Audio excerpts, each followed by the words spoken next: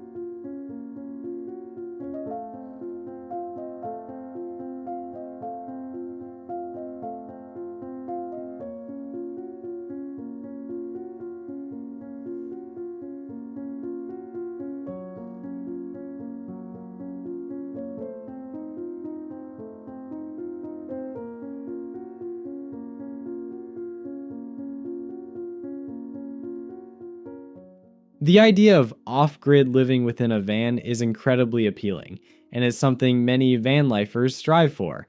For power, that's typically a robust solar panel system on the roof, charging a deep cycle battery bank inside, which then powers everything from your lights and fridge to your laptop.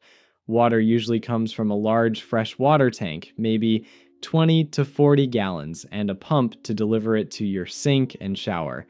Wastewater goes into a gray water tank. For sewage, composting toilets are very popular, eliminating the need for black water tanks.